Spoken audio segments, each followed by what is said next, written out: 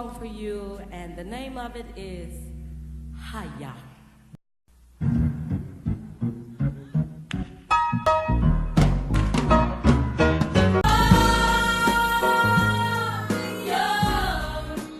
So, there you go. The name of the God of Israel, according to Exodus 3:14, of what God told Moses to call him. HAYAH HYH. HAYAH.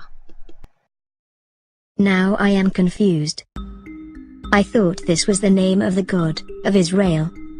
I thought this was the name of the God of Israel. I thought this was the name of the God of Israel. I thought this was the God of Israel. I thought this was the name of the God of Israel. I thought this was the name of the God of Israel.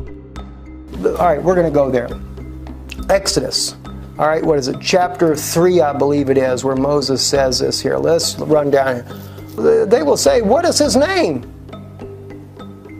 Ve'yomer Elohim el Moshe, and the Lord says to Moses, Ehyeh HYH. Ve'yomer kot amar livnei Yisrael Ehyeh shelacheni alechem. This was the first place where Ko Amar Ehyeh HYH. The first place where thus saith the Lord was given to Moses himself. So you see, this is the name that was given. And what you all have appears to be man-made constructions from the 4-character Tetragrammaton.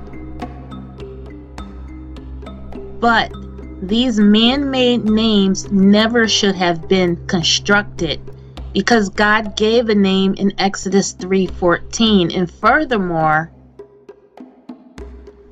in Deuteronomy 4:2, God even warns not to add or take away from His word.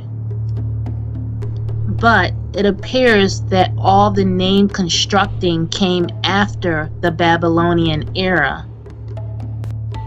According to Gabriel Barke, a researcher of Barlan University, he discovered a tiny old scroll outside the walls of Jerusalem in an old cemetery inside burial caves that dated back to 7th century BC. We came here and excavated 7 of these burial caves. The burial caves date back to the 7th century BC, somewhere around the time of King Josiah. He discovered a tiny old scroll.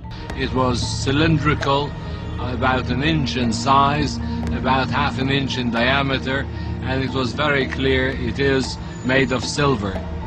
It was some kind of a tiny scroll, and I was amazed to see the whole thing full of very delicately scratched, very shallow characters. The paleography, the shape of letters, points towards somewhere in the 7th century BC, beyond any doubt. The first word that I could decipher already on the spot was HYHA HYH, which is the 4-lettered unpronounceable name.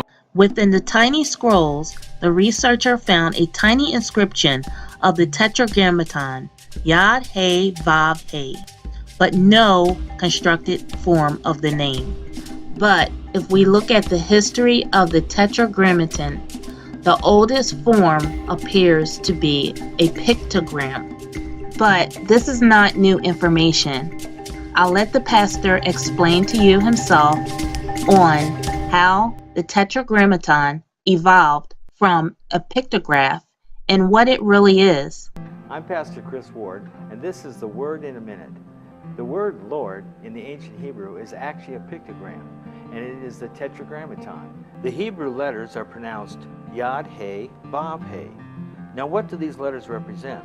Yod is a closed hand. He, behold. Vav, a nail. And again, He, behold. Now what happens when you read from left to right in English? Behold the nail, behold the hand.